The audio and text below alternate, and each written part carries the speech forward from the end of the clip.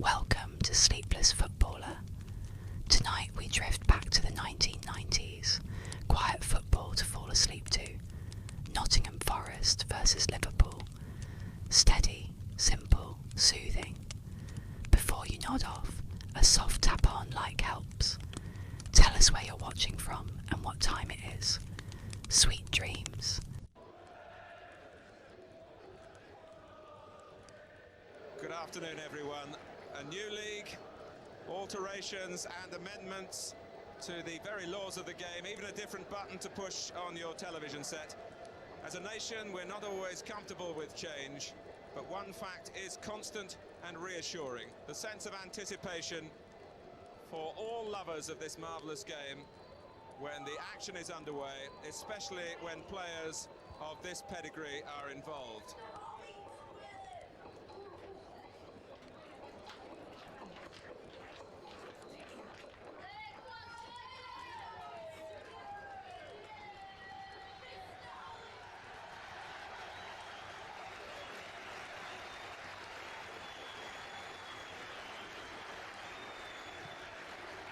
It is a Premier match, whatever the competition, when Nottingham Forest meet Liverpool. They both base their game on the principle of accurate passing. Their styles do gel, and the outcome is usually enthralling entertainment. Well, extra focus today, I'm sure, on the centre of Nottingham Forest's defence. It is the post-Des Walker era. Darren Wassell, a likely replacement, accepted a better offer, he felt, from Derby County. Carl Tyler's credentials are good, but he's injured. So today it's Terry Wilson and Steve Chettle to take on Rush and Saunders. Stuart Pearce's presence at the back, even more appreciated, I'm sure, in the circumstances. Scott Gemmell and Roy Keane, real stars in the making in the middle of midfield. 27 goals between them last season, but so much of their good work and Forest is crafted by Nigel Clough. Andy, a look at the style. Yes, I don't expect to see any surprises. That a very familiar, tried and trusted Nottingham Forest lineup. 4-4, Clough just in between, and Teddy Sheringham leading the line. Well, Liverpool caught the eye even in defeat at Wembley, and they are stronger for the return of Steve Nicol and Michael Thomas, and quite a bonus for Graham Souness in the surprising presence of Steve McManaman as a substitute. Most under the microscope, undoubtedly David James, who has the chance now to show that he's ready to succeed Bruce Grobbelaar sooner rather than later. Well, I wondered who would play right side midfield, and Graham Souness has answered our questions. It will be Steve Nicol playing in a vitally important area, almost head to head with Stuart Pearce.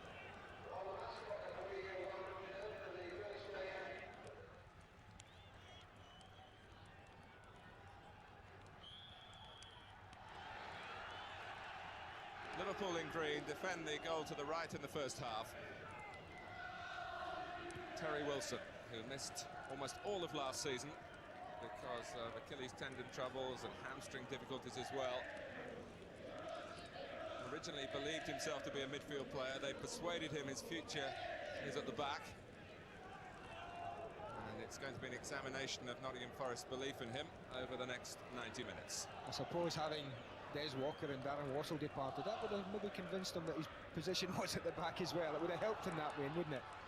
Teddy Sheringham is the number 10. Roy Keane's gone rampaging through the centre, which was a shame for Forest because Gary Crosby was actually onside. And Keane, who's been asked to curb his willingness to run, this is Crosby, who was in a legitimate position. Roy Keane's been urged by Ron Fenton, the assistant manager here, not to try and cover every blade of grass, but he set off like a train through the centre there, and he was the player who was offside. Well, that was unfortunate because that is the kind of area where I would expect Forest to try and exploit. That hole on either side with Liverpool, as they are doing, they're only playing the three defenders, Martin, across the line, and I expect people like Gary Crosby and Ian Woan to try and exploit the wide areas of the pitch.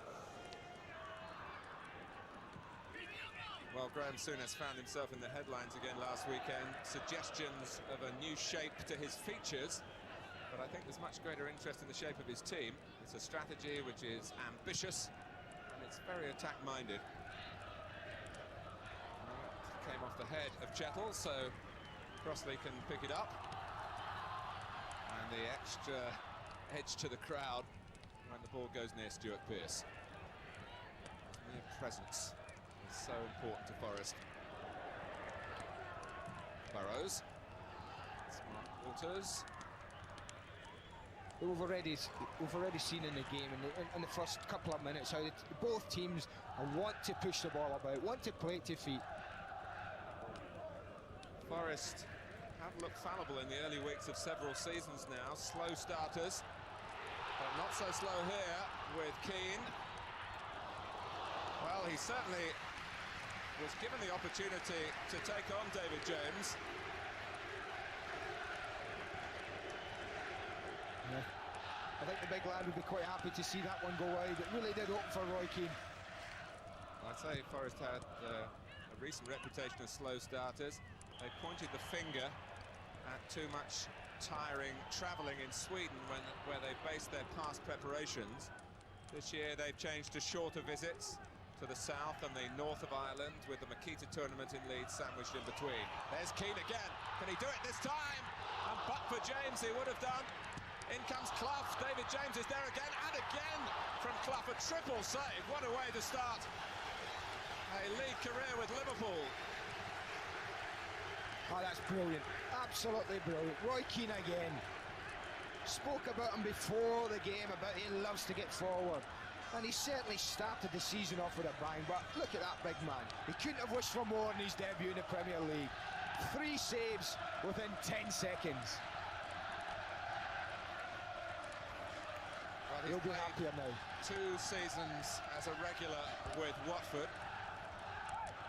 And funnily enough, he made his very first league appearance for Watford against the Millwall attack that included Teddy Sheringham. He kept him out that day. It wasn't Sheringham who was the immediate threat. First of all it was Keane, then twice it was Clough.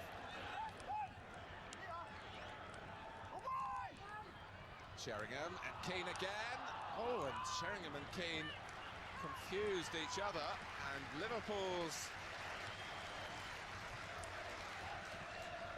defensive discipline looking rocky in the opening minutes here, and Roy Keane really responsible for that. An early little warning for Liverpool, isn't it?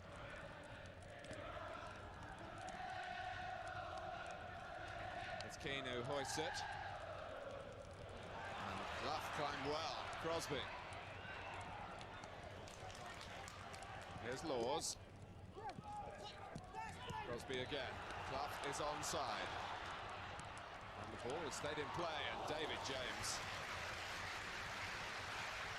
is looking the part, to say the least. He catches them for fun, to be fair, Mark. That is one of his great strengths, is his ability to come and collect clean crosses. And after that triple save, his confidence must be sky high. But it's ominous again there, the way that Forest quite easily opened the Liverpool defence up.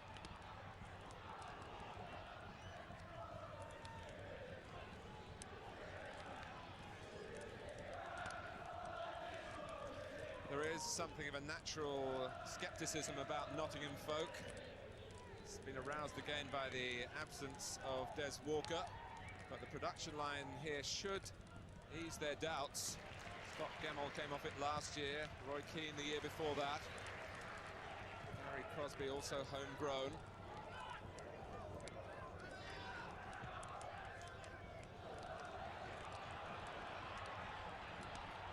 Tanner, one of the 3 at the back, uses the goalkeeper.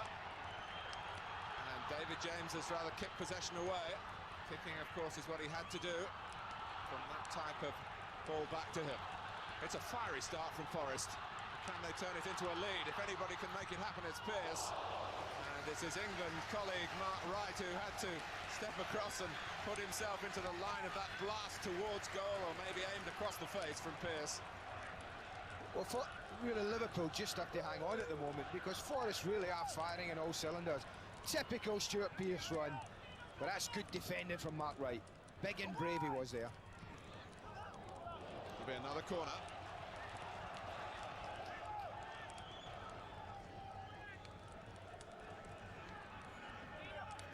Sheringham lurking by the near post. Chettle is there as well. Ian Wone with the delivery. Burrows heads it out. Rush having to use his early season sharpness in a defensive cause. Well, he's naturally a sociable animal, Ian Rush, but he's been saying he's being stricter with himself now, away from the matches. More senior age.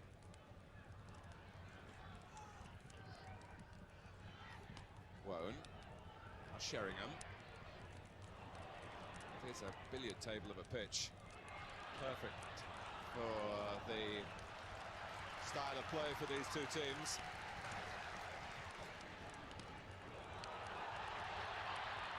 Sheringham very nearly in on the quick throw. And Nicol virtually having to help out as a right back at the moment. That's not the plan, but Forest are pushing them all back.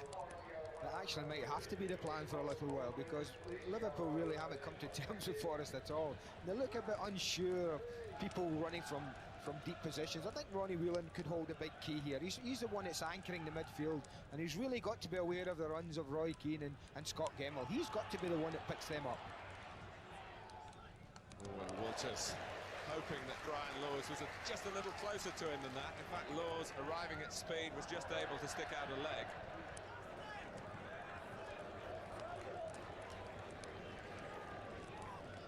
Saunders, happy to be back through the centre. Remember, he played wide on the right of midfield in the Charity Shield, at least to begin with. It's not where he wants to earn his living. Nigel Clough needing a moment's attention.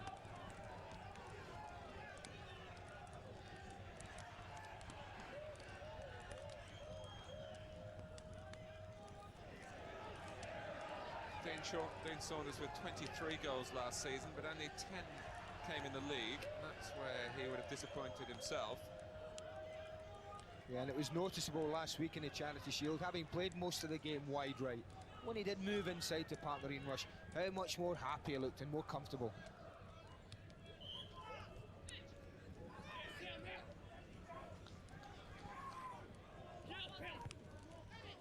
A header from Laws. Stewart who cut it out. Whelan, Stewart, Whelan and Thomas, a strong trio in the middle, and Nicol coming in from the right-hand side. Saunders. Stewart. Liverpool not short of numbers in and around the Forest penalty area for one of theirs. Walter trying to make a yard to get the cross in, which he does. It was Keane who headed it out. And ploughing on is Burrows. Finally, it's Gemmell.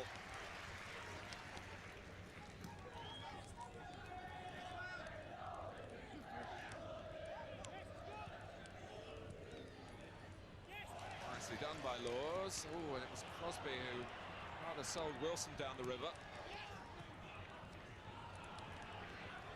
Thomas.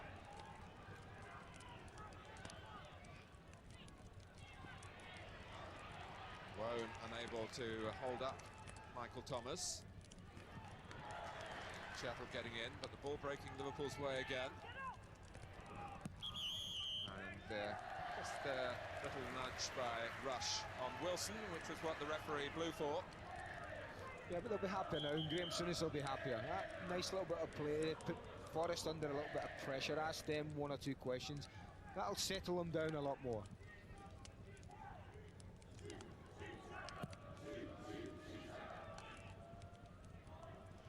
It's a very committed challenge by Sheringham, and indeed by Wright as well. Whacked away by James, returned to him from Pearce, so he can pick it up now.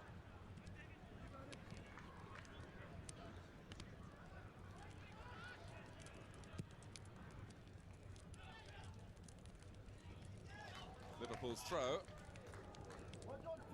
There was no peeking at Premier League rivals for them yesterday afternoon. The players holed up in their Nottingham hotel. Graham Souness took in Crewe against Torquay on the trail of the next Rob Jones, no doubt. Jones who's still missing for Liverpool because of a viral problem. It's good work tight to the line from Laws, swept on by Sheringham, but Thomas got it back Liverpool's way. There's increasing signs of them settling, but Whelan and Stewart getting too close to each other. And Rush. I love it. That just shows you, man, that even though there's so much skill and ability about that we keep talking about, there's also two fiercely committed sides. Well, too committed in the way that Rush has talked to Mike Reid. He's got a yellow card for his comments for protesting at the free kick given against him.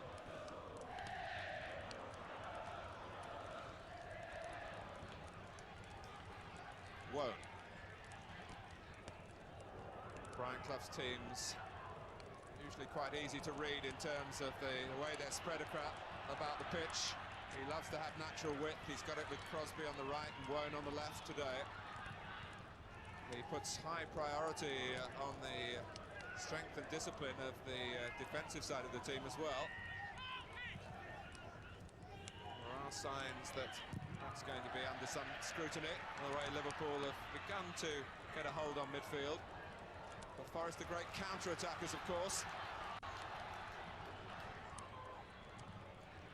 That's the thing about them that people might find strange, and I always found it strange when I played against them, but even at home they're quite prepared to let teams have a lot of the ball in front of them. They have this 4-and-4 where they get the 4 midfield players and the 4 defenders in the line and make it very difficult, and they're quite happy to do that at home and break forward. Pearce.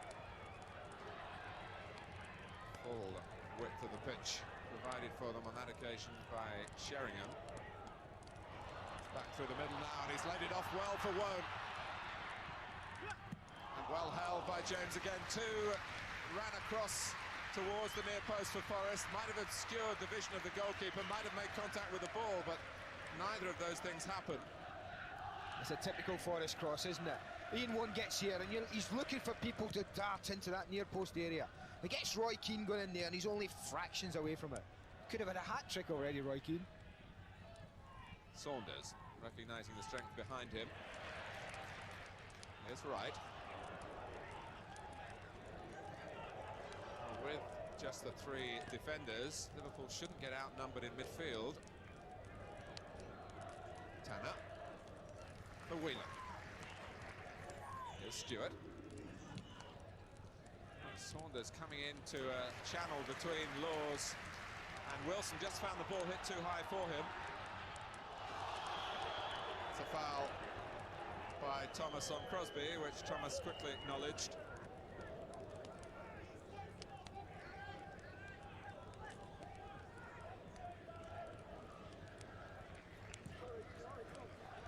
Whereas Mark Walters, who was working back. I think that's the type of thing he was talking about before the game, about getting to know his new position, because that's what he'll be expected to do today, to get back in there and help on this left-hand side, blocking everything off and blocking Gary Crosby. Another free kick against Liverpool, quickly taken. Chettle. Wanting a little too long.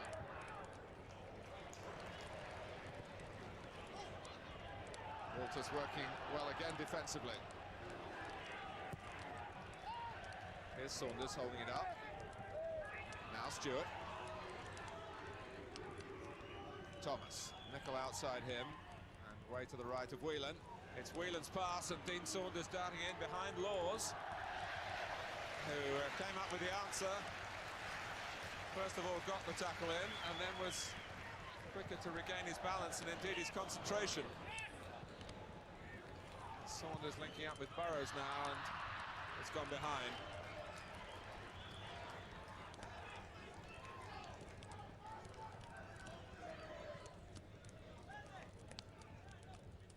Brian Laws, who's starting the season with Forest. Of course, there's great competition for the right-back slot with Gary Charles, who's just recovering from an injury pre-season. Not quite fit enough to be in contention for selection today. What a good deputy to have them, that being the case. Tanner couldn't get there. Wone might beat him to it, and he has done. All look rather untidy as Liverpool seek to get the ball back. Here's Pearce. Well, only Gary Crosby really made a run into the middle then. Pearce, perhaps recognising the lack of height, just tried to drive it across the face, hoping that he could reach the one Forest player who'd recognised the chance of a goal. I think that's the kind of cross they look for anyway, Forest, when they get in those positions. They look to drill it in near post, they look to play it low and cause people problems. Much speculation about Stuart Pearce's role with the international side over the forthcoming season. Graham Taylor, who's due to be here today, said he's going to make no announcement about his new captain until the actual squad is announced, which is scheduled for the first Tuesday of next month for the international away in Spain the week after that. Well, I think even as a Scotsman, I would suggest that Stuart Pearce's name will be right up there at the top of the list.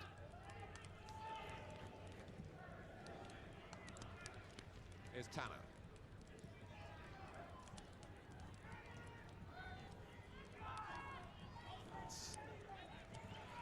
Lofted forward by Nicol. And Saunders, as usual, is working hard off the ball to try and make a position from which Liverpool could unhinge the Forest defence.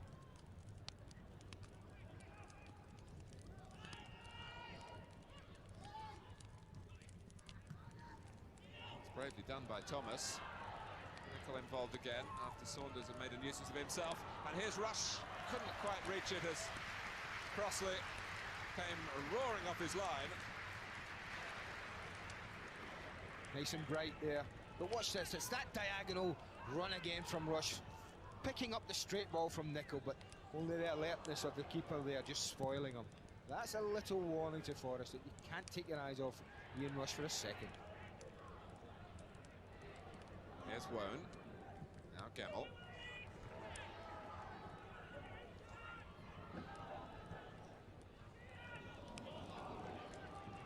While Forest try to construct that attack down the left-hand side, you can see Nigel Clough just hanging out of the play in this sort of halfway house between midfield and an out-and-out forward role where he's difficult to locate for the opposition. Stewart. Testing his pace and strength against Wilson, one of the more obvious fouls of the afternoon. Yeah, I think you and I could even have given that decision.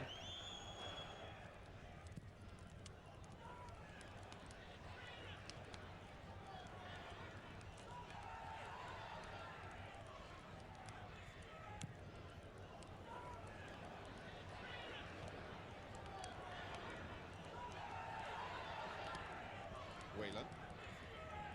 Now Nicol. Chapel with the length of leg to deal with that. Pearce has the power in support now of Wone. A look at the concentration of Liverpool around Stuart Pearce. And coming through the back there was Chapel. The back of Saunders. I think Ronnie Whelan a bit upset that Mike Reid didn't let play flow there.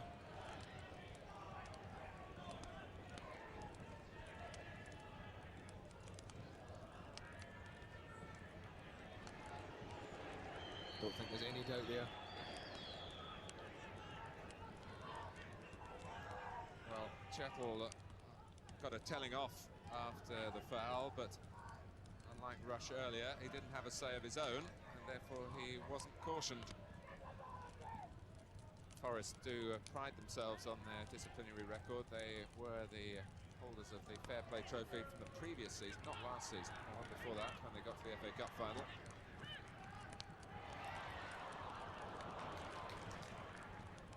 Stewart. Not much room for Sheringham. Whelan bowled over by Keane. This time Mike Reid, for the foul itself, is going to produce the card.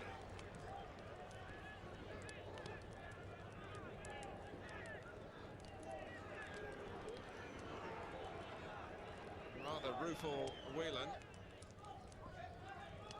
Yeah, it's an awkward one, isn't it, though? It bounces in, they both go in for it, but you can see he's a bit late, Roy Keane, and catches Ronnie Whelan. I think the referee quite right there. Yes, it was studs to knee. And no wonder Whelan winced straight away, but maybe Roy Keane is just wearing rubbers.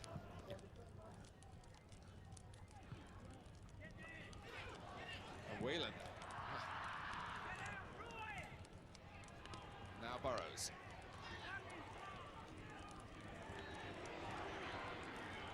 Oh, and Stewart under-hit that one. Sheringham, Crosby.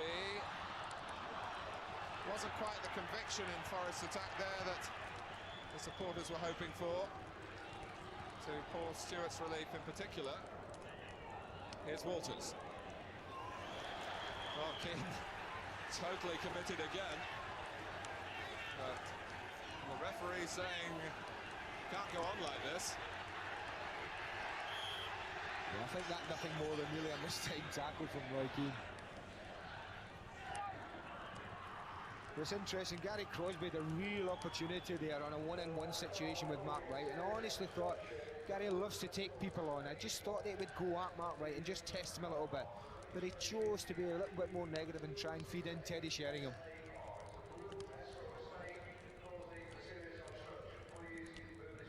As Liverpool built up that last attack, you might have noticed Steve Nicol coming in on the far side, and we should remember, I think playing right midfield, he's got a hat-trick to his name in the first team at Newcastle a few years ago. Had a spell of scoring regularly when he was used in a midfield role. Crosby throwing his weight about. Oh, not much of it, to be fair. Here's Walters.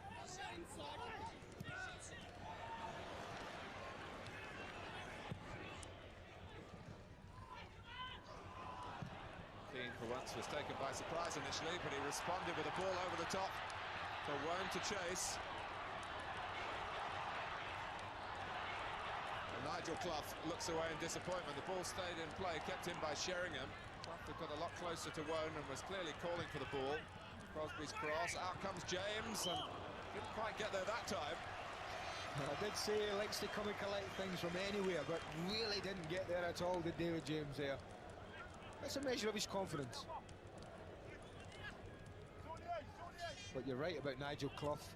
He made a great run to catch Ian Wone up, and Ian Wone totally ignored him. Wone plays the corner short to Pearce.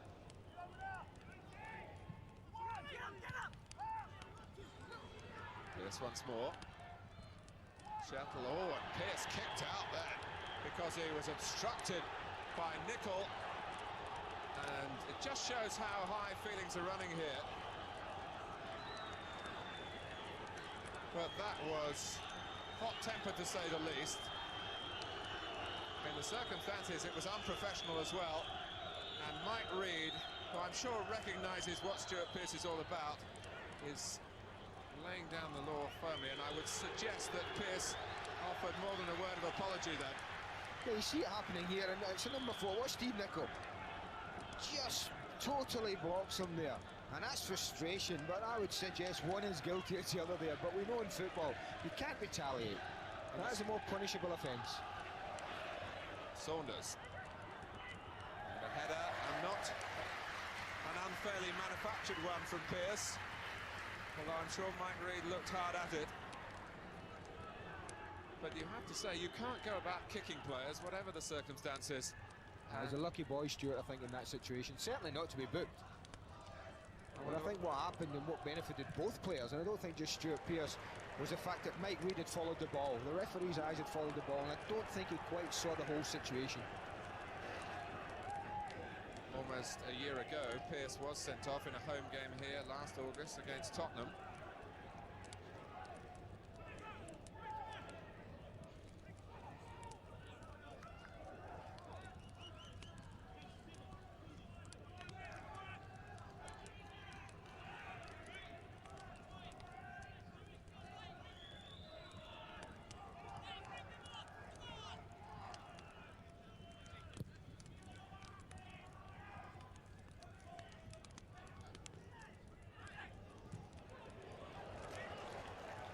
just wonder what Graham Taylor might have made of the incident involving Pearce.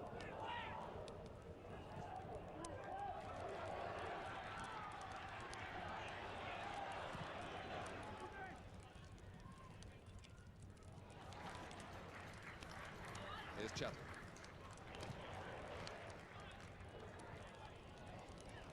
Well aware of what help was on around him. Sheringham.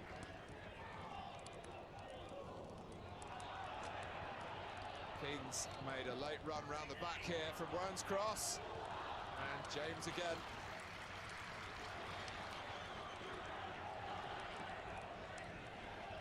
Well, goalkeepers learn as they get older about the right sort of judgment, but no attackers really appreciate goalkeepers coming out when they're as big as David James. Even if the handling hasn't been quite clean all the time, he's making his presence felt. I'll tell you what, there is no doubt as well, Martin, that Mark Walters' performance last week in the Charity Shield was noticed by Clough and Forest, because every time he's had the ball, unlike last week when he was 1-on-1 with John Newsom most of the time, he said people... And it's a peach! Oh, it's an absolute beauty, a great individual goal. But I just suggest once again, is it that hole again on either side that Liverpool are finding hard to cope with? Having got a natural full-back at any width, but again it comes from that type of area. There it is, the ball's played wide and no one's... Disappointment, well, he's certainly done that and more. There's no disappointment in his face, only joy. And why not? What a strike to open your account with for the season.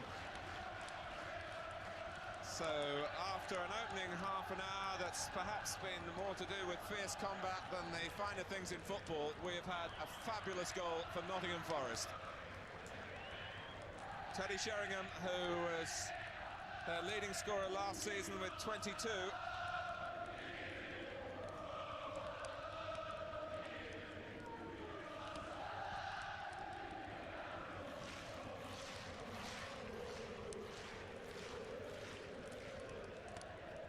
There is a feeling when you look at Liverpool that playing three at the back also helps their looking for the offside, only three to move up, and they were looking for it, but the linesman didn't see it if it was there. Scott Gemmell was the key player, but once he served it wide here to Sheringham, we were wondering about the options on in the centre. Sheringham had other thoughts.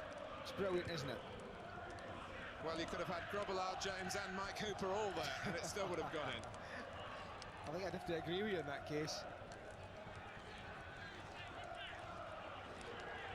I just wonder if Nicky Tanner, who was the opposing defender, ever thought, and defenders at top level have to think about these things, that as Teddy Sheringham comes in there, shall I force him wide onto his left foot, shall I force him onto his weaker side?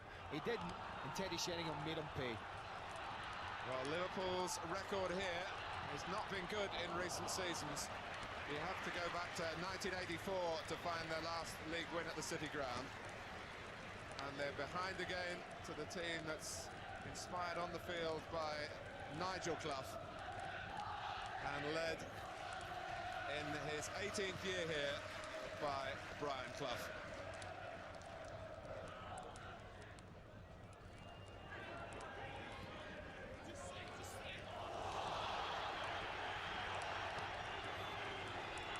It's not the first such tackle.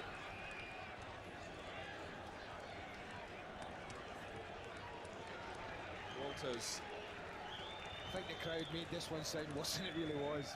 Mark Walters gets a bit of the ball and Brian Laws goes over his knee, but that's going to happen. I mean, the lads are all fully committed in this game. Well, maybe it's going to happen more often when forwards now believe they can go and get the ball, because defenders don't have the easy out.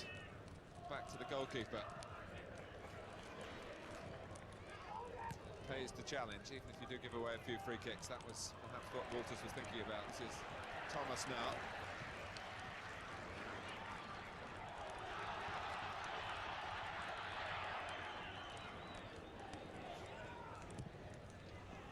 There's an offside against Saunders.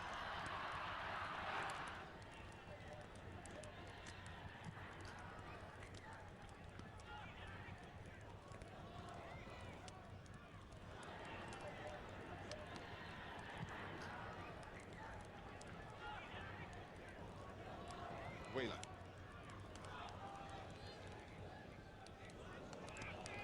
Here's Gemmell. And Crosby has found space in a wide position. The three defenders distracted. Laws flew off Burrows. The header behind him came from Stewart. Ripped across by Clough. Tanner wasn't to know it, but he could have let it go.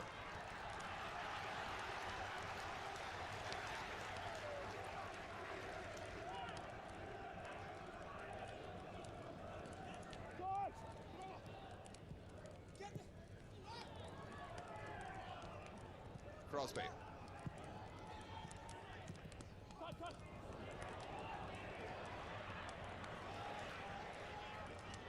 It's a way out for Liverpool on the right with Nicol. Stewart has got up alongside Saunders. As it's worked through midfield by Whelan and now Nicol.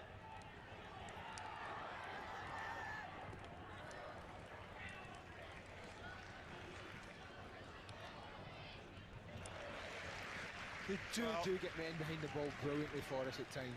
Well, midfield players have to work tremendously hard, but they all do it.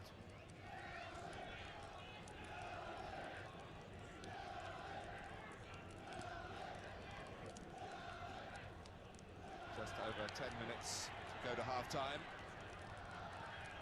Goal worthy of this brand new start to the brand new season from Teddy Sheringham.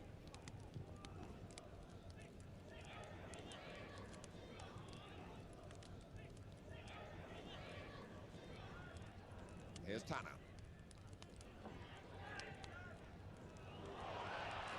There's an air of uncertainty again about Liverpool.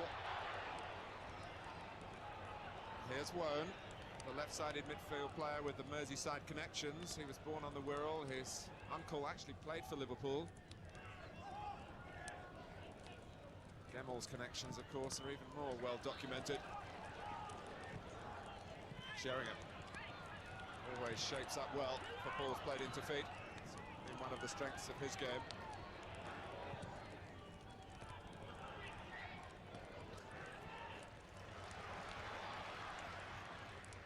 Keane had a look round and in doing that maybe just lost track of the ball for a moment. Saunders wanting to run Wilson, and he was looking capable of doing that. And Saunders complaining that the ball wasn't played, that he was simply mowed down. I think the decision is a corner. Yeah, I think the referee obviously feels Terry Wilson got a bit of the ball. It was a little bit, if it was a bit at all. But a corner it is, not a free kick. Mark Walters will take it. Saunders and Rush in the goal area. Stewart and Wright coming from deeper.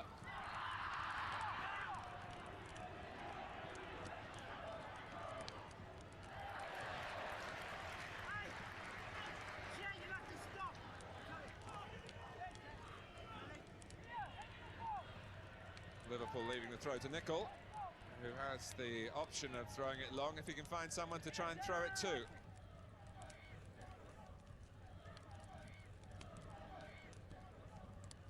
But he doesn't get to it, not the first time, not the second either.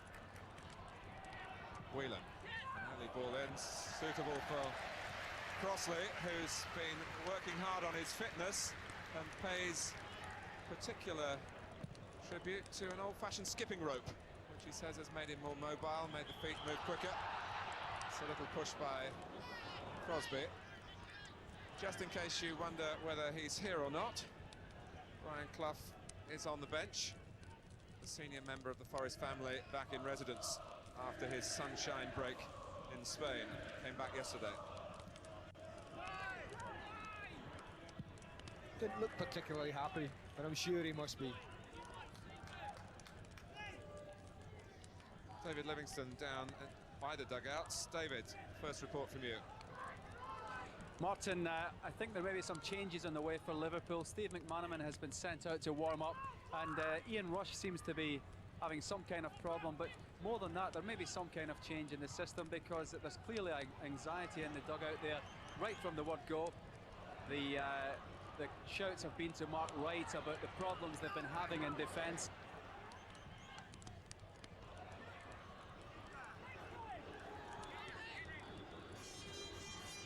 while you were talking, David, thank you for that, the anxiety was switched to the other penalty area. Ryan Laws poking the ball behind for this Liverpool corner.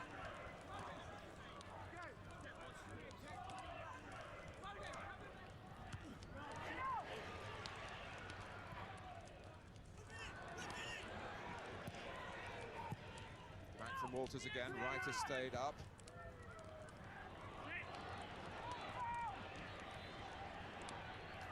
Well, it took two to stop Steve Nicol.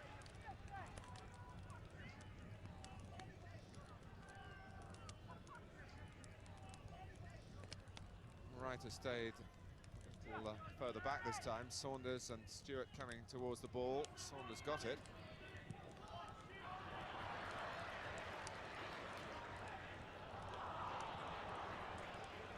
Sheringham. And Keane has sprung the trap. Crosby's up with him. Sheringham, who set the sights once already, and this time, instead of going for sheer power, was trying something altogether more fanciful that didn't come off.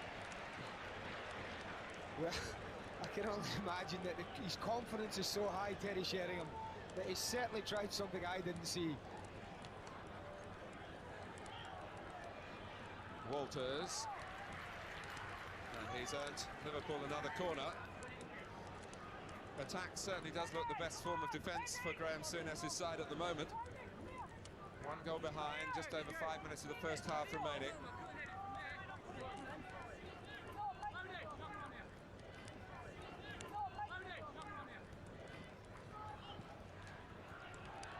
Here's Nicol. Stewart and Crossley.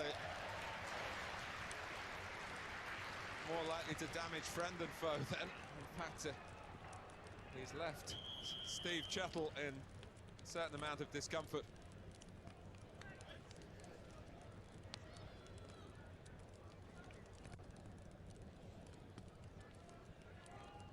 That's just his goalkeeper coming out and committing himself there, just Steve Chettle.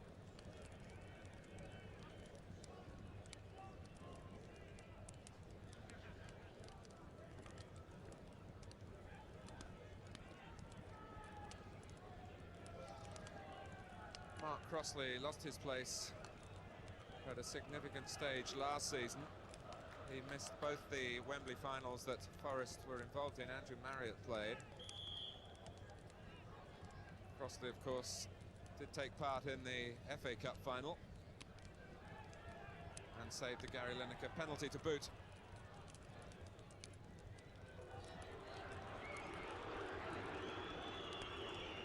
It's a tester for Steve Nicol because it really wasn't a Liverpool player that was injured. Well, you can hear what the crowd thought of it, but as Andy says, it was all Forest. It was one of their players injured by a teammate, and Crossley knocked the ball out so treatment could go ahead. A difficult one to adjudicate on the grounds of sportsmanship. I think the unwritten law is if it's an opponent that's injured and you do that, then you get the ball back. But I'm not so sure. I think Steve Nicol was obviously had a thought in his mind, what do I do? Do I give it back or keep it? But, I think the one thought in his mind was Liverpool are losing.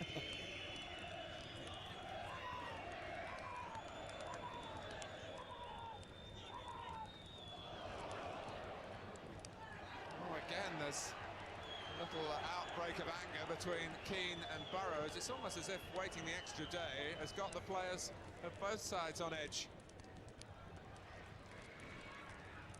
Forest and Liverpool games are always like this. You know that.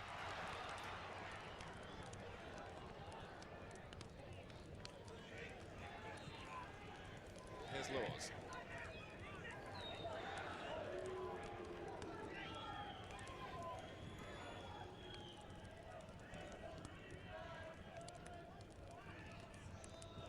Whelan.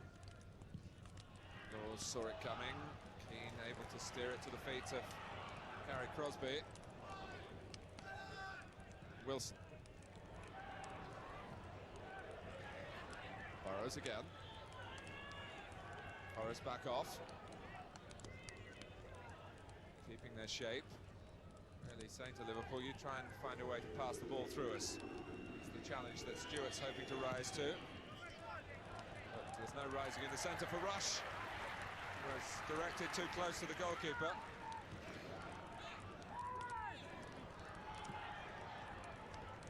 Sheringham, neatly done. Burrows showing Crosby the infield route. Pearce, who might be able to blast a path of his own wherever he wants.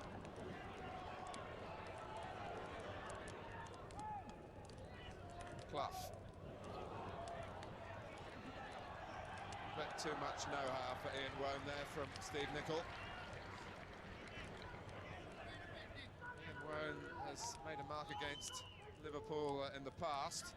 I remember a couple of seasons ago it was here that officially Liverpool lost the championship to Arsenal when Forest beat them. What turned out to be a very good game for Ian Wone.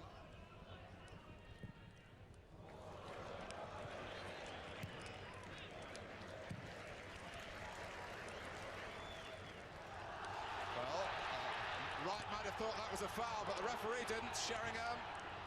Oh, and Clough was standing there, hoping that the ball would come to feet. He couldn't go too far forward for the risk of being offside. Sheringham split the difference between the goalkeeper and his teammate. Well, Nigel Clough will be feeling very unlucky at the moment because he's made some great runs into the box and hasn't been picked out any time, possibly 4 or 5. But I think Sheringham's problem there was that Nicky Tanner came over, made it difficult for him, and Teddy Sheringham wasn't quite sure where to put it, in front of Nicky Tanner or pull it behind him. Ended up doing really nothing.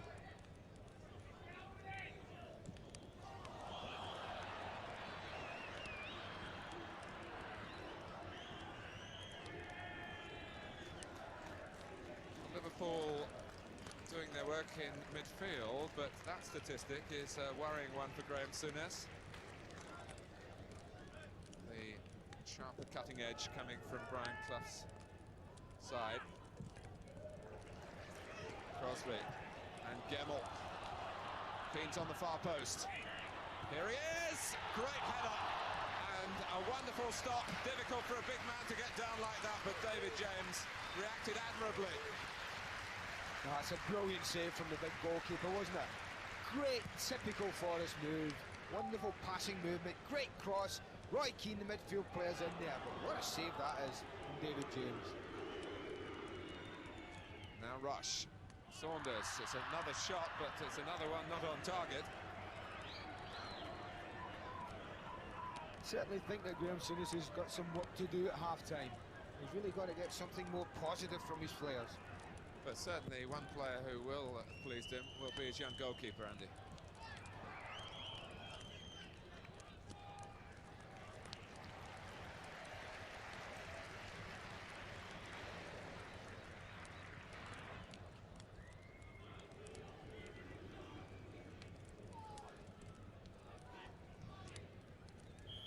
Mike Reid blows for half-time.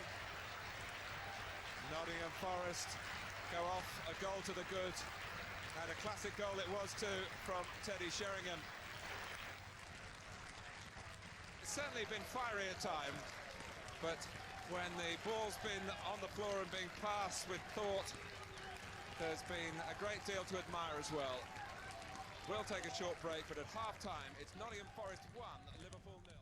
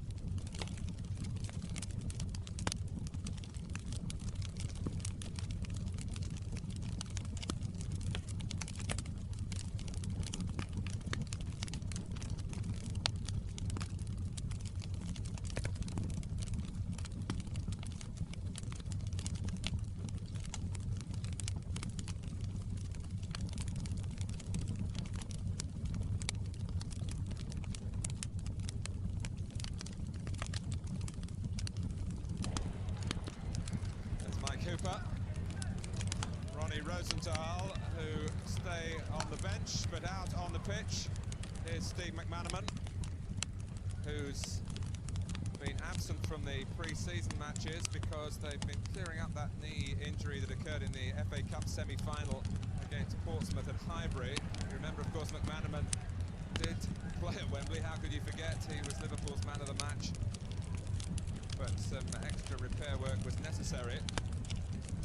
But he's very short of match practice. Graham Souness laid on a game yesterday for him to participate in involving the Liverpool reserves. He played for an hour.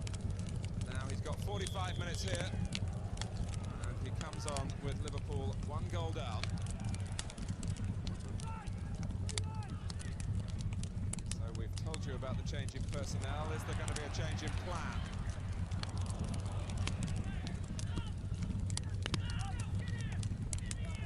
Certainly not the way they've lined up. Looks very much as you were for Liverpool. There'll certainly be no change for this plan. Not this year, not next year. As long as Brian Clough stays here, the faces change, but the style of playing is still very much based on this passing game. They did experiment in their warm-up games with 3 at the back themselves, but it didn't suit the Forest mentality or their football, and it's 4 at the back, 4 across midfield, and well, Nigel Clough in his own position and Teddy Sheringham up front. Ian Rush, incidentally, off with a damaged groin and a damaged disciplinary record for that yellow card for kicking the ball away.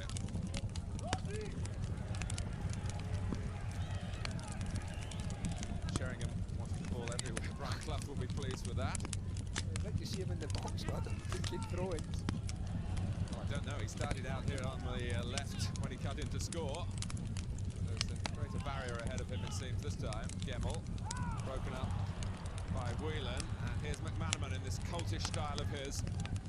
Saunders trying to stay onside.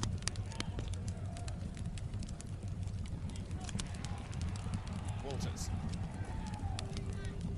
Oh, and Saunders could have got to it once, twice, maybe.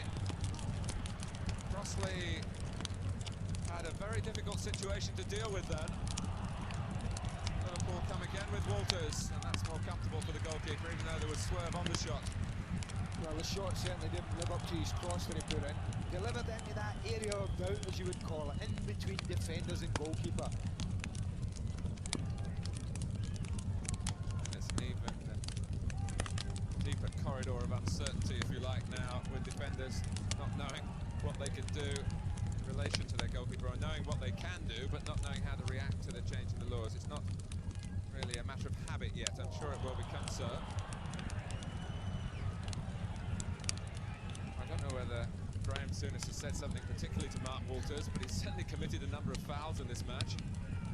I think Mark tends to do that because he's tackling. It would be fair to say it's not the strongest part of his game.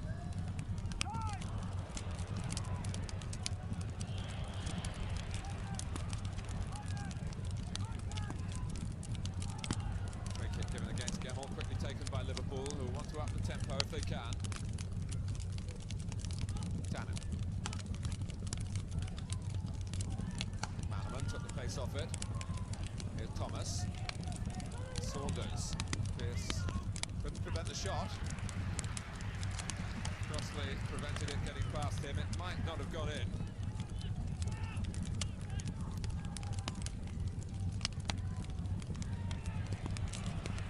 Sheringham plotting the bounce. Crosby taking over. As you'd expect, Roy Keane has gone rampaging through the middle again, distracting Liverpool from Woan. Clough, brain working quickly, body not moving so quickly, but that doesn't need to be the case. So sharp is his speed of thought.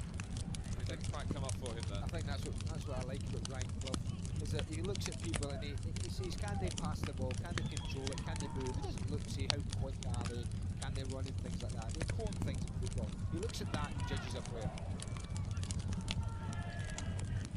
Yes, there's an expression in football, a Nottingham Forest kind of player. Good technically, and usually pretty well behaved off the field as well, and keeps his hair cut short.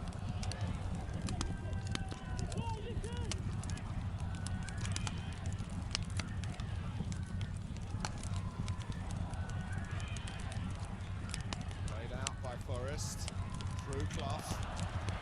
The outlet on the right is Crosby, so often the way. Sheringham's gone even further outside him.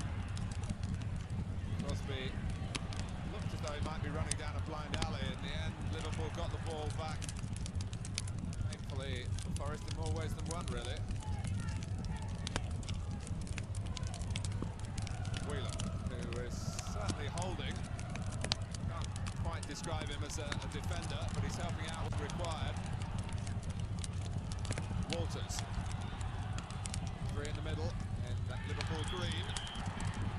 And they'll be joined now by others at this free kick. And a good positive start from Liverpool. I think one senses that Graham Souness has had one or two things to say to his players at half-time.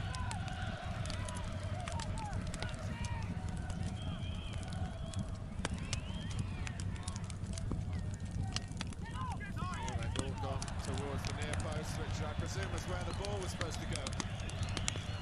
I don't think it's quite what the manager had in mind for the training ground.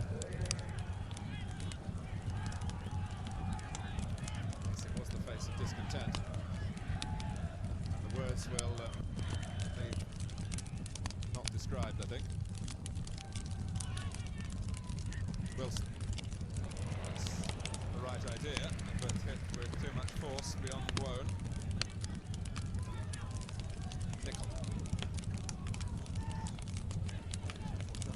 It's given away by Gemmell. Stewart. From the better of Wilson. Always aware that Walters was outside him, but not wanting to release the ball until he had to. And in fact, just took too long. Laws also too long ahead of Crosby.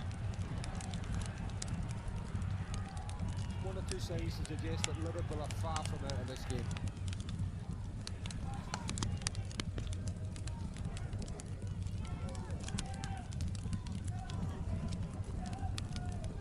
Saunders. And behind him, anticipating that, gambling on it really was Thomas. And the reward was very nearly the equaliser. Off the outstretched leg of Crossley. Certainly a save. But with the feet rather than the hands, the corner taken short. And in goes Burrows and Saunders. And while that was going on, we were having a look at how close Thomas came. A typical Michael Thomas run. That's him at his best. Busting ahead of his strikers. Missed control from Dean Saunders. But didn't the goalkeeper do ever so well to keep that out?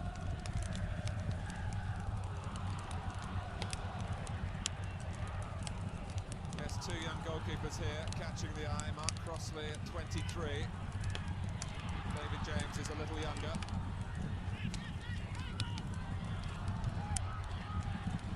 And it's flipped away by Keane.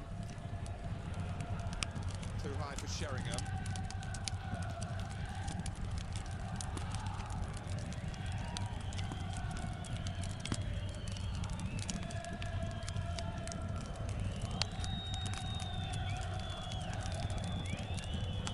Nickel. Cross from Tanner.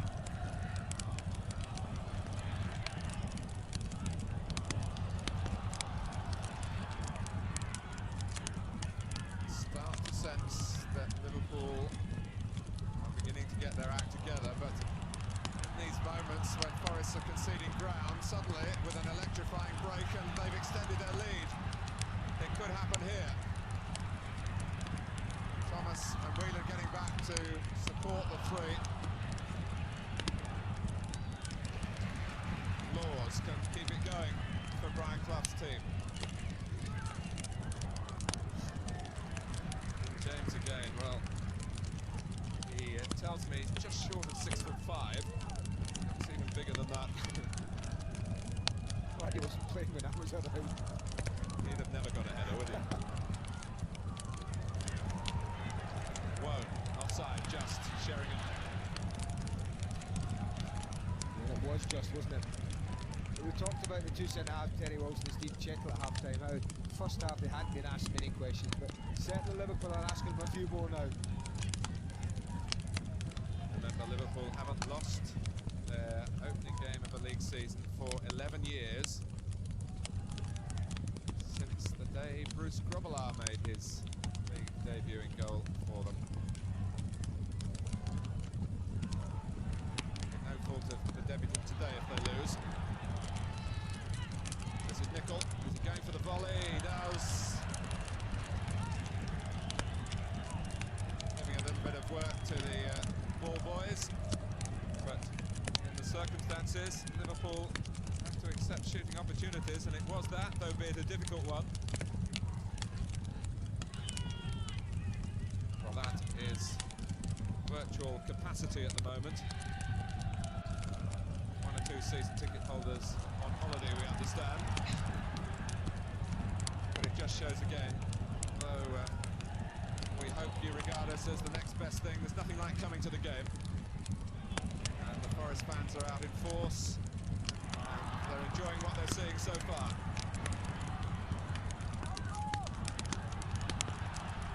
Crosby, on, play on, says Mike Reid. Crosby again. Oh, a whisker away.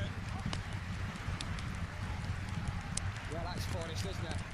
Pressure, pressure, pressure for 10 minutes, and then they break away. Gary Crosby does ever so well here. Doesn't look like he's got anywhere to go. Gets a little break, but where's this going to go? It's going near post. That's Forest. Back it comes out, and Ian Woan just can't get on the end of it. Whelan, the linesman has his flag up.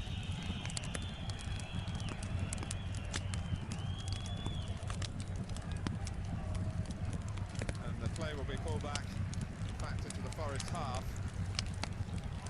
because of an infringement spotted by Brian Lowe.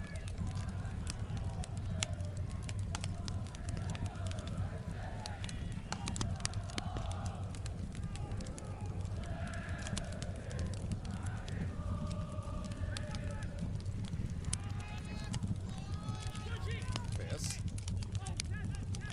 setting it up for him. Try and take it again on the burst. Oh, you'll tackle anyone, won't you?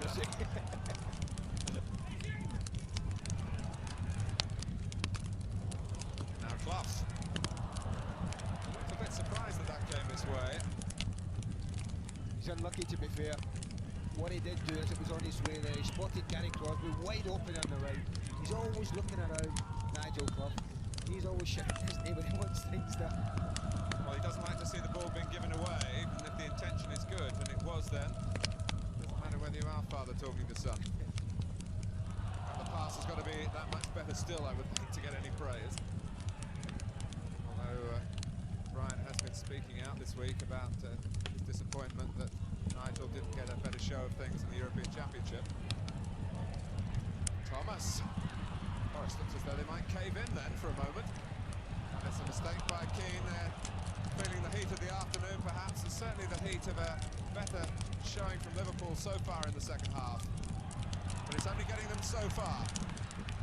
And all the while, the peril and problem caused by Forest on the counter-attack. Sheringham herring into the middle. It's over him, but it's reached Woan. Sheringham repositions. And Woan couldn't find him either. But the game is spread at the moment. And here's Walters. McManaman's gone to the left this time. Thomas on this near side. Here's Nicol. Coming towards McManaman. Wants to make sure it doesn't get there. Whelan. Not much cover on Laws. Crosby's there now.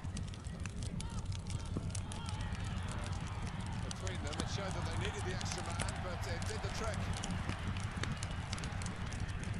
That's part of playing wide in modern day football, though.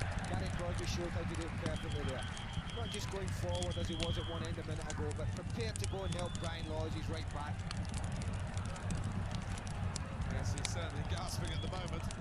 Well, they'll feel the heat, man, and people will get tired, and I think you'll find mistakes will be made as the game goes on. Was 1-1 here last season. We wouldn't bet against that happening again. There's half an hour to go.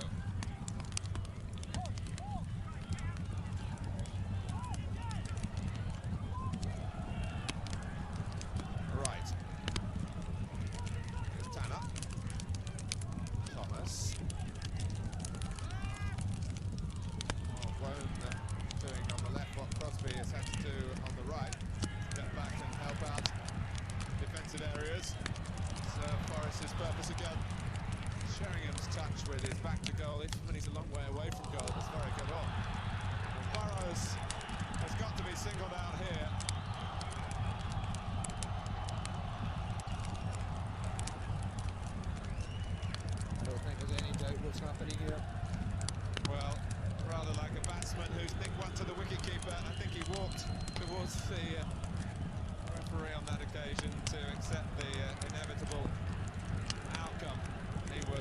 He saw the ball for a moment, but Crosby was far too alert for him, and well, tackles like that just can't be permitted. That is likely to tweak a knee or an ankle ligament. Well, that's to be anxious because Gary Crosby's had a good game for Forest today so far. Always been involved throughout the game, always been a threat. So they'll be hoping he's okay. Substitutes incidentally, Kingsley Black and Gary Bannister, a name that might surprise one or two of you. He's on a month's trial here, having been released by West Bromwich Albion, his last club. And of course the goalkeeper Andrew Marriott, we mustn't forget. The goalkeeper is available to be used as a substitute, but only if the other two haven't gone on before.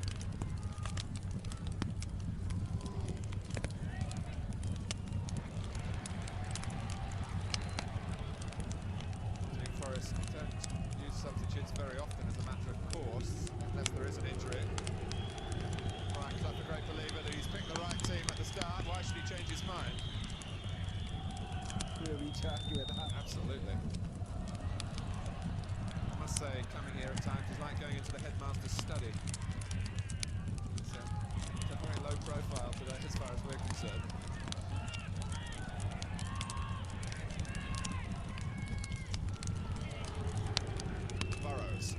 McManaman let the ball do the work for him. Very nearly came off for Liverpool. Tigerish play by Keane, who's a spiky character. Gets really caught up in the emotion of the game. I would say that's a positive side to an already very good player, but he's got to just curb it at times. He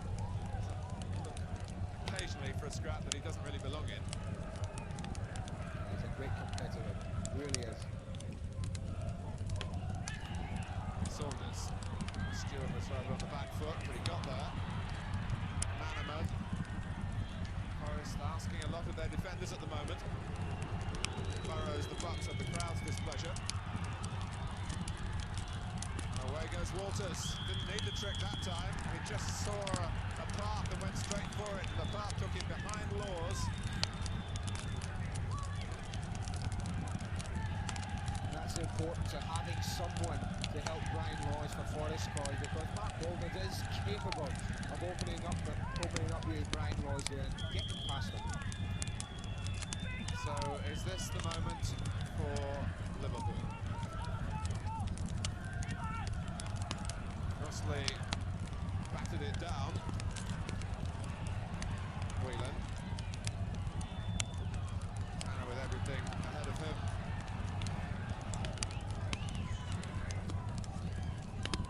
Stewart. Once more, Crosby giving Forest the shape they need, and not getting a free kick against Burrows this time.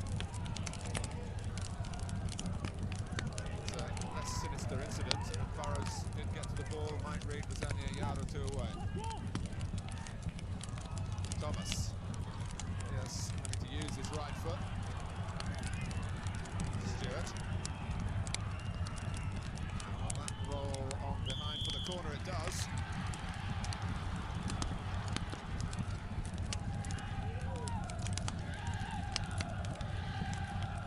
Short corner. Whelan. That's a long pass, too long.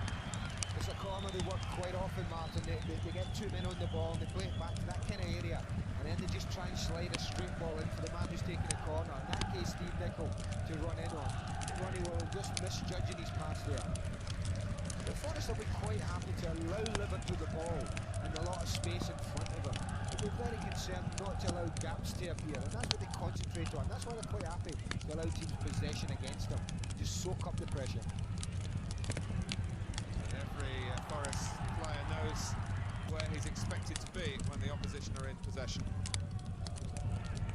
It's a concerted and coordinated effort to keep the opposition at bay, but it's difficult for them at the moment.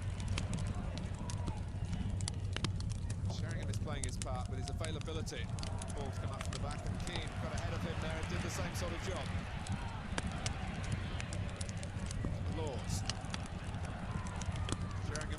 Sheringham gets it. Crosby. Forrest have flooded into the area. Just got stuck between the legs of Wright.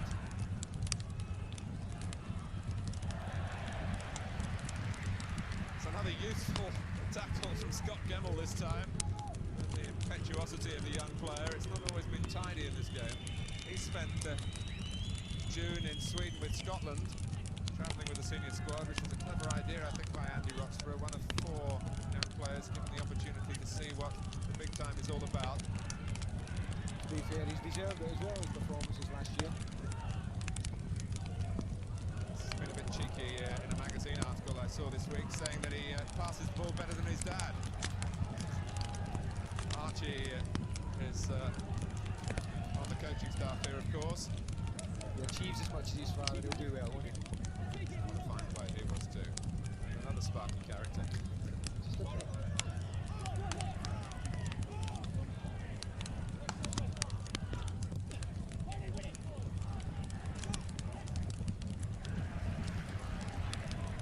Just the case of drawing breath for Forrest. Pierces ball up to the halfway line. Lanced on by Saunders. Awkward for Wilson. In that difficulty defenders have facing their own goalkeeper. And Manaman was on the scene very quickly.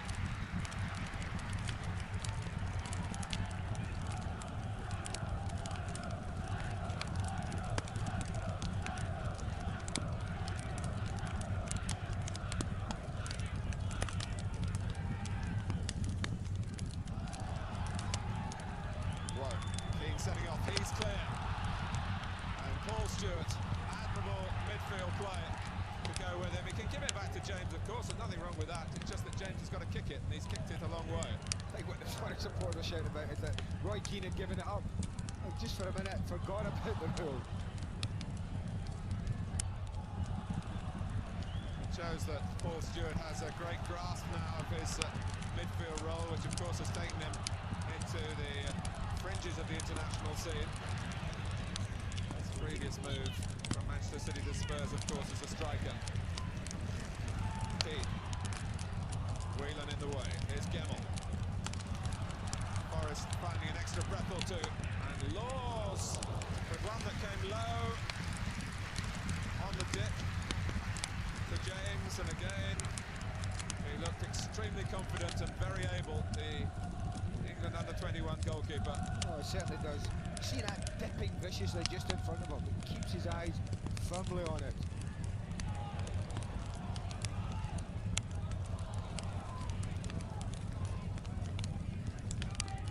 Nicol offside. Oh, what a shame. It wouldn't have gone in. Dean Saunders was in mid-air when the whistle went. It's an opportunity for us to get a quick word from the touchline where David Livingston has got a story to tell us.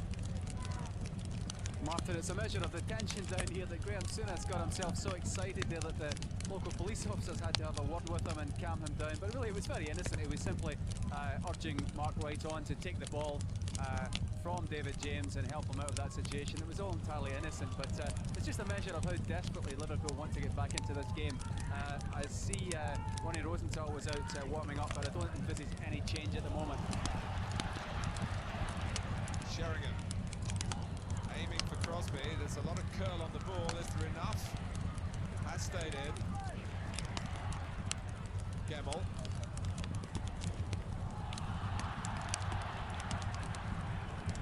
I don't think that's the last time this season that the police are promoting Graham Souness about getting excited, is it? Don't know whether I heard it quite correctly, but it suggested to me that David Livingston was inferring that the police talked to innocent people.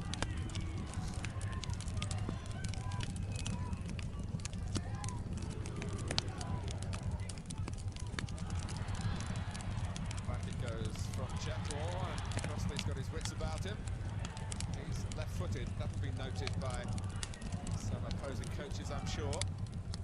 Dave Besant of Chelsea, of course, caught out kicking with his wrong foot yesterday at a crucial stage at Stamford Bridge. He won't be the only one, I'm sure, to be embarrassed. It's against Oldham. Here's Gary Crosby here for Nottingham Forest against Liverpool. Still just the one goal, certainly a goal worthy of winning a match. Just the opinion that they're going to need another. And it certainly does, you do feel that there is a goal in this Liverpool side. And that if Forest are going to win the game, I think they're going to have to look for another one. Saunders, maybe hammering home your point, but not able to hammer him across.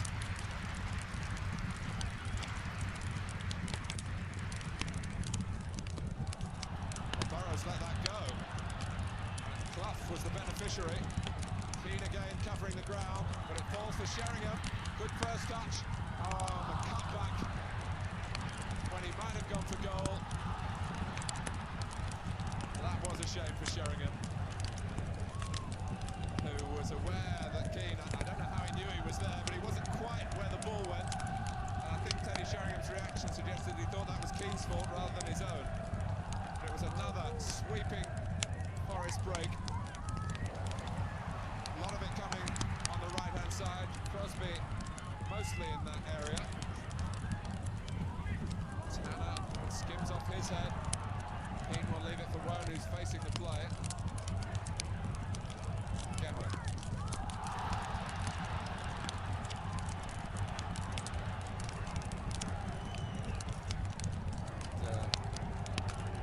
Ronnie Rosenthal gets up from the Liverpool bench. He's another option for Graham Souness.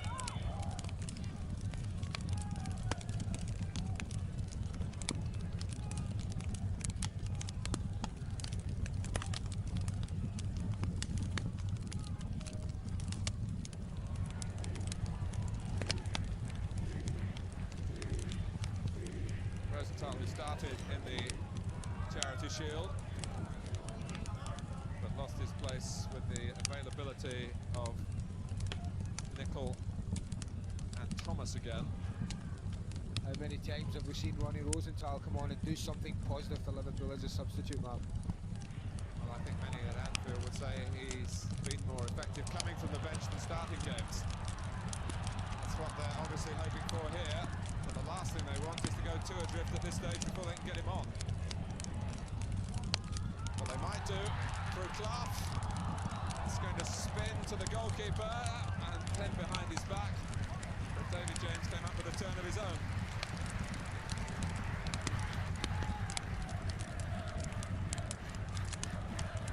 Chapel saw where it fell and put it just where Stuart Pearce would have liked it. And he to Woan. Sheringham letting it run for Clough. He had no option as it happened. Clough, deflected by Burrows, difficult for Wright, hooked across by Crosby, Tanner, and then Stewart. So finely balanced here as to whether Liverpool can dig deep, as they so often do, and at least pick up one Premier League point, or whether Forest can find the second goal that should secure 3. They've certainly had to work very, very hard, Liverpool, this second half. They've had all the ball, making all the movement. You just sense a little bit of tiredness. They really do need something to happen for them now. It's Forest just threatening to take control again there.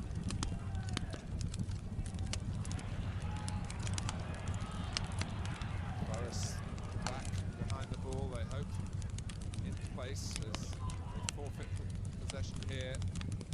The likes of Burrows and Whelan and McManaman.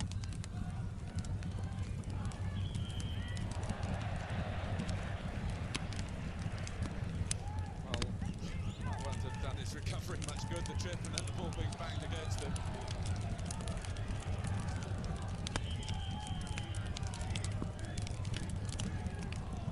Way over the far side, Mark Walters has seen the number 10 being held up.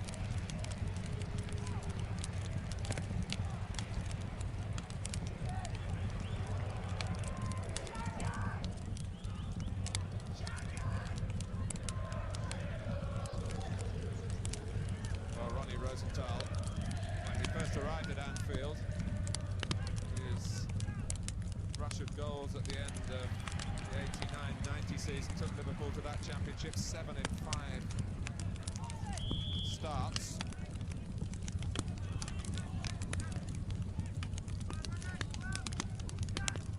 Burrows.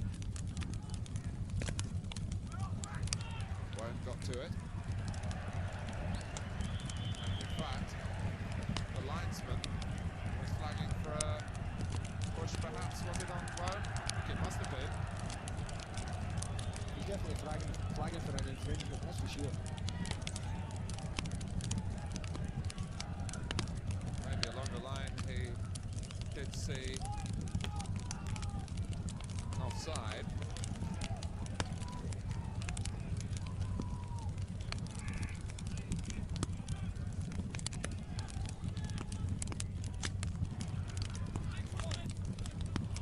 Well, the ball out of play. Chance for a quick comment from Chris Waddle. Chris. Yeah, I think Liverpool now are really searching for the equaliser, but unfortunately the heat I think took its toll on a few players, and the pace of the game's quieting down. But I think Forest are defending very deeply, but they look ever so dangerous on the break. I think for the first 20 minutes took it very easy. They've had to breathe, and now they've come out looking for that second.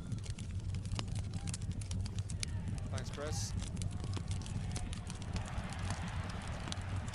Well, Chettle not defending particularly deep then, finding himself up by the halfway line and looking a bit confused by his position at that moment. He wanted to get back where he knows he really belongs, with eyes on Saunders. Wilson looking Rosenthal in the face here. Dispossessed almost nonchalantly by Laws, but Liverpool had the throw. You can see the countdown for yourselves on the screen, and Forest fans, it's sure moving slowly, racing by for Liverpool.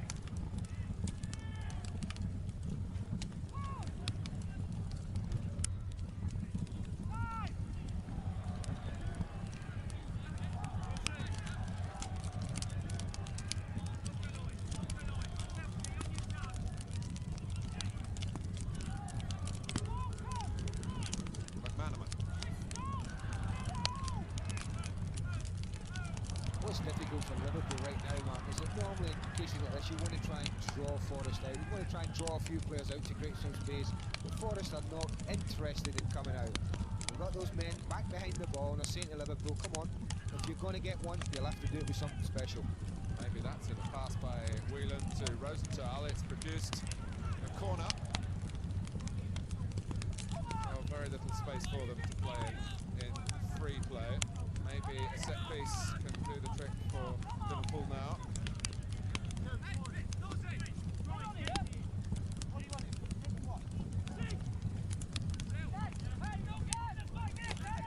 Nickel takes the corner. Rosenthal. It's for Burrows. Manaman. Forrest still in a deep position. Pushing out to try and get an offside. And now they'll come forward, they hope in some harmony, but it was a lack of unity in the end. They can do better than that. Maybe that is a sign of them feeling the heat and the pressure that Liverpool are applying. Pressure through a much greater share of possession rather than pressure around Crossley's goal, it must be said. Crosby.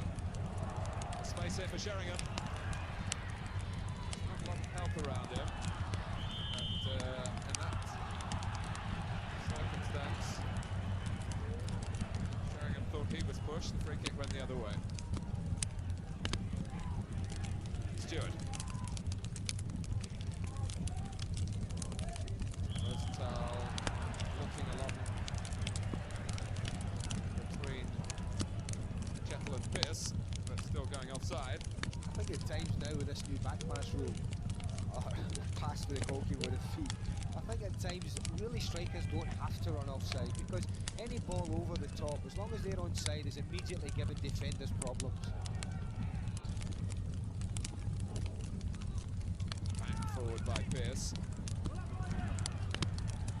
Headed back by Nickel, and David James appreciates that. So he kicked from his hands. Again, the linesman involved in seeing a push by Rosenthal on Chapel.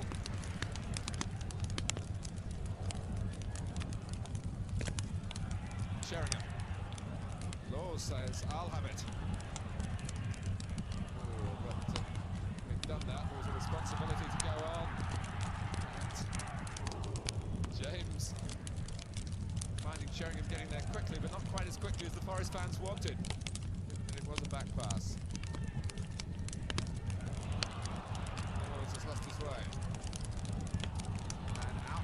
costly. Well judged. That's good goalkeeping. Quickness of feet. As I said, the skipping rope he's been talking about. Wasn't known as one of the more mobile goalkeepers in the league last season, and he, more than anyone, has been aware of that and tried to put it right.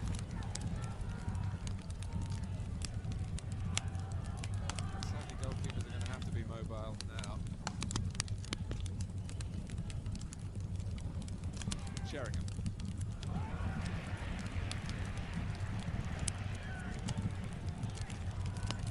Inside the last 10 minutes, Teddy Sheringham's superlative strike. Forest in front. Glass. Oh, and Keane can double the lead here. Oh, and it's called a dive by the referee.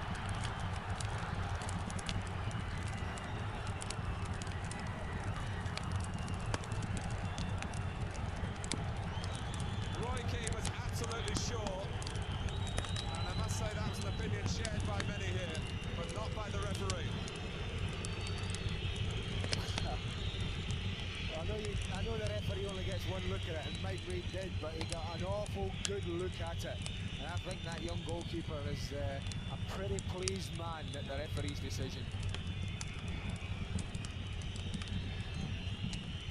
Here we see it here, and watch Roy Keane, he gets to the ball first, goalkeeper's committee. I mean, I don't know, I can't see any dive there, Martin, I really can't. I think Liverpool have got away with that. Here's Laws. Are they going to get away with this? Well, they do.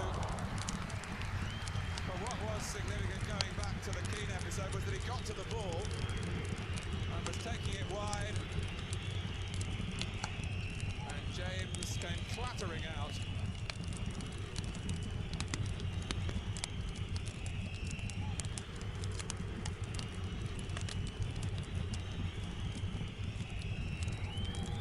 When referees give penalties involving goalkeepers, there are other ramifications as well. As to whether a card might be shown and what colour. Very similar to an incident at Bramall Lane yesterday involving Simon Tracy. Offside is Clough, and no goal. I actually think that Nigel Clough's unlucky. I think if we can see that again, you'll see, I think it's Ian Ward who's wider than him. He's the man who's caught offside. He certainly looked to be in the vicinity.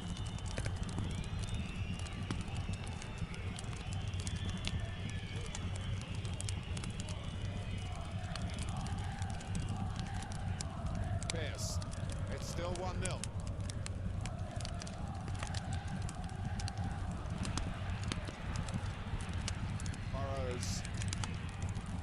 Trying to keep the ball in play, as Liverpool have to do.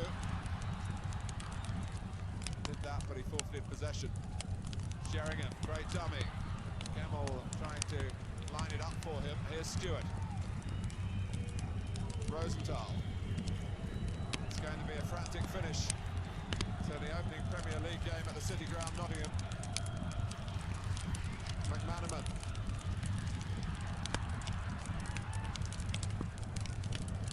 Mike Reid was very nearly called upon again then as McManaman jigged and changed direction. Just a second, I thought that Terry Wilson's leg had just caught Steve McManaman there, but amazing what a difference his decision makes. Off comes Gary Crosby, who's worn himself out down the right-hand side. And Kingsley Black, who came here to increase the competition for places, that was the Forest viewpoint. Black, of course, as an international with Northern Ireland, would have hoped to have played more often. But he starting this season on the bench. But capable to take over from Crosby, and he gets the ball here. Put out by Tanner.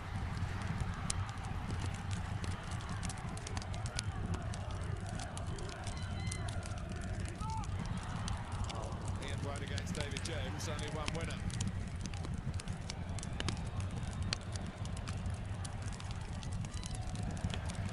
Well, there are a couple of things said about Nottingham Forest and the gossip of the game. One is that their players aren't the best paid in the league, and the other is that they're not always the fittest in the league, because Brian Clough takes a different approach to training. He gives them a lot of time off, and we'll see just how fit they are here as Liverpool look to lift it. I think everyone knows you get your fitness by playing games, and that's what Brian Clough loves to do. His teams probably play more competitive games in a season than anyone else. Often because they do so well in the cups, but he's not averse to taking his team off midweek for a friendly, and indeed most of these players played in just such a match on Thursday night. I think that's what he wants his fitness out. It's, we haven't commented on the payment side of it. Well, I would go. Black, now Sheringham. Here's Clough.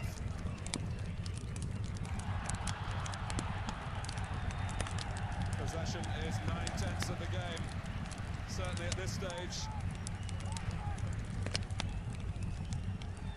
That's all they want to do, just keep the ball.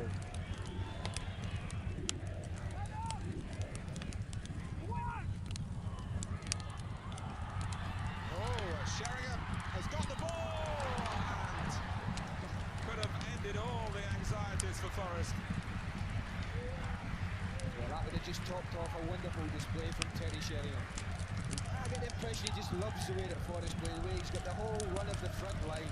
And here he goes, gets a little bit of luck, breaks away from Mark Wright, and almost beats David James on his near post. Well, what a great example he's been to any of us, or anyone watching who might be unhappy at work but can't change their lot. Keep your chin up and get on with it and make the best of what you've got, and that's what Teddy Sheringham has done here. No secret that he wanted to go to Spurs, his roots in London. But goodness, if Spurs are going to sign him now, it's going to cost another million, isn't it? Forest would have done the deal if they could have got a replacement. They're hard to come by. Here's Stewart, though, for Liverpool. Nicol is over on the right. Rosenthal sticking the fingers of Mark Crossley. It's ended as a corner. Stewart followed in as the goalkeeper parried from Rosenthal. Corner played back to Burrows. We've seen that before. Whelan. Oh, that's a tired one. Just when the legs are starting to go a little bit, even on a pitch as good as this one. It's an excusable mistake, but a sad one for Liverpool in the circumstances because of what you're seeing at the top of your screen. Seconds ticking away and the scoreline. And there's an air of resignation about this match for Graham Souness. I mean about the match and not about the job. I know they've had plenty of balls second half. I think one thing I'll be disappointed about a little bit is that they haven't really created an awful lot of goal-mouth chances. And Forest really could finish on a high here. Picked in by Wone, looking for Keane. Well, for all the emphasis on attack that Graham Souness' selection made, it hasn't really functioned, has it? And they've lost Ian Rush with an injury as well to add to the disappointments. Rush coming into the season on such a high with an avalanche of goals in the warm-up games, a real hunger about his play.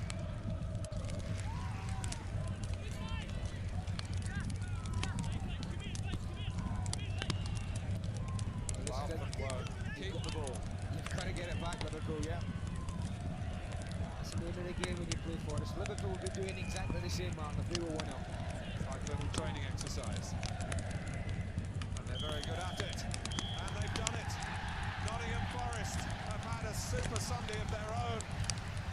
The thumb up from the manager and from Teddy Sheringham. His goal providing a perfect package of 3 Premier League points.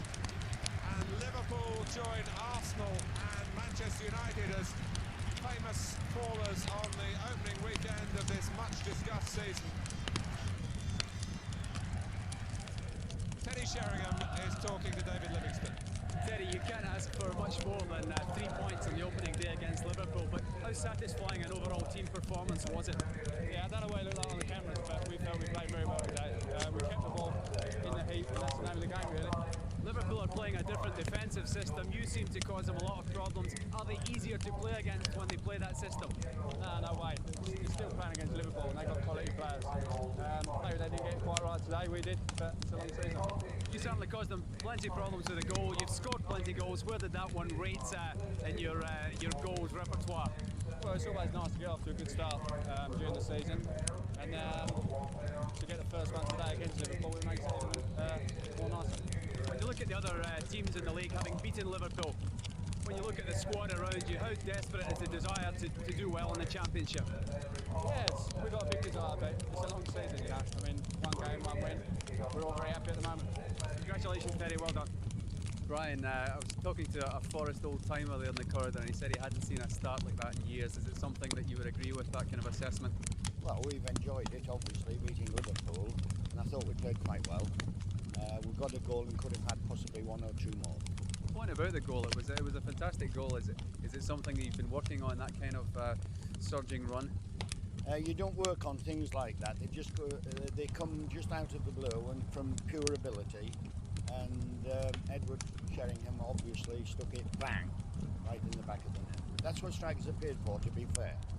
You said in the match programme that as well as winning games, it was important to win friends by the way you played football. Did you feel you won some friends today? Well, we like playing football on grass, as you've seen. I saw your pictures before the match started at our stadium, so you know the way we play, you know the grass, and I don't think there's any other way, young man, but to play football the way we play it. If there's another way and I could be more successful, I'd do it. Ask you a hard question here. Liverpool, are they an easier team to play now that they've slightly changed the way they play? Young man, I don't wish to be rude, but you couldn't ask me a hard question to save your life. But I don't know which style they've changed. They're just the same Liverpool as far as I'm concerned. They're competitive, they have exciting players, they are good players. Their manager is an incredible man to have survived what he survived, and I'm certain he'll go on to do better things. Having got off to such a good start then, how great is that desire and ambition still in you and yet another season to win that championship? I'd like to win the championship, obviously. Every Football League manager would like to win the championship. That's the primary aim at this club. We like winning championships. To be fair, we like winning anything. We like winning matches, we like doing good interviews, and if that style ever comes back with the Glazer, then obviously I'll have that. But that's the way it goes. Brian, thanks for the entertainment. Good luck in the season ahead. Thank you. I hope to be seeing you a lot of times this season. Thank you.